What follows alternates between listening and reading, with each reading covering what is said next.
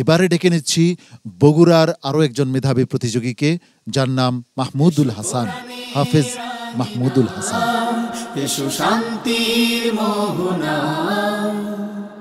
আসসালামু আলাইকুম ওয়া রাহমাতুল্লাহি ওয়া বারাকাতুহু। ওয়া আলাইকুম আসসালাম ওয়া রাহমাতুল্লাহি ওয়া বারাকাতুহু। মাহমুদুল হাসান, একটু তেলাওয়াত শোনাও আমাদেরকে। আউযু বিল্লাহি মিনাশ শাইতানির রাজীম।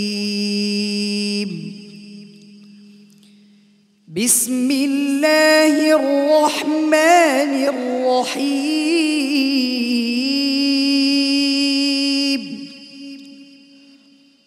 ফাসাজাদাল মালাইকাতু কুল্লুহুম আজমাউন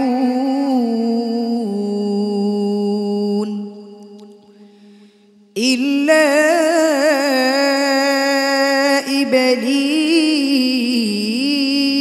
ইবলীস ইস্তাকবার ওয়া কানা মিনাল কাফিরিন। قال يا إبليس ما منعك أن تسجد لما خلقت بيدي أستكبرت أم كنت من العالين؟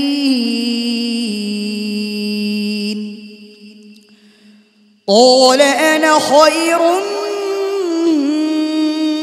منه خلقتني من نار وخلقته من طين.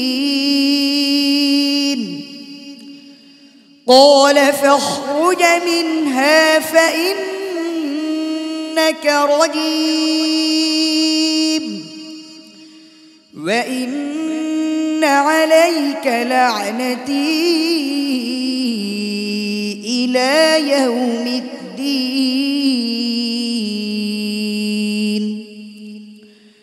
قال رب فأنظرني إلى يوم يبعثون.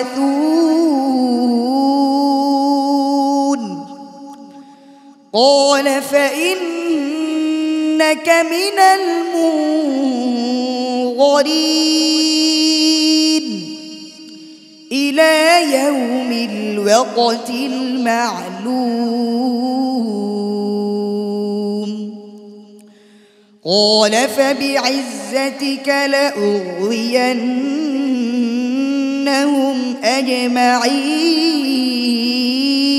أجمعين إلا عبادك منهم المخلصين. قال فالحق والحق أقول. حسبك. صدق الله مولانا العظيم وصدق رسوله النبي الكريم. চলুন বিচারকদের মতামত নিয়ে আসি। সম্মানিত বিচারক হাফেজ মাওলানা আবু ইউসুফ, বগুড়ার প্রতিযোগী মাহমুদুল হাসান কেমন তেলাওয়াত করলো? মাহমুদুর তেলাওয়াত ভালো হয়েছে। আমি যে বিষয়টা বরাবরের মতো আজকেও বলবো, খুব কেয়ারফুল, যে গলার ব্যাপারে খুব সাবধান। গলা বসে গেলে কিন্তু যত ভালো শক্ত প্রতিযোগী হও না কেন, তোমার তেলাওয়াত যদি না করতে পারো তাহলে তোমার প্রতিভার ব্যাপারে বিচারকরা কিভাবে মূল্যায়ন করবে? ঠিক আছে, খুব সতর্ক থাকবে গলার ব্যাপারে এবং গলার যত্ন নেবে। মুফতি মিজানুর রহমান, আসলেই ভালো হয়েছে, তবে আমরা আরও ভালো কিছু দেখতে চাই। মাহমুদুল হাসান, তুমি চেষ্টা করো, ইনশাআল্লাহ সামনে আরও ভালো করতে পারবে। মাহমুদুল হাসান, তোমার জন্য অনেক অনেক শুভকামনা রইল। আল্লাহ রাব্বুল আলামিন তোমার সহায় হন। আসসালামু আলাইকুম ওয়া রাহমাতুল্লাহি ওয়া বারাকাতুহু।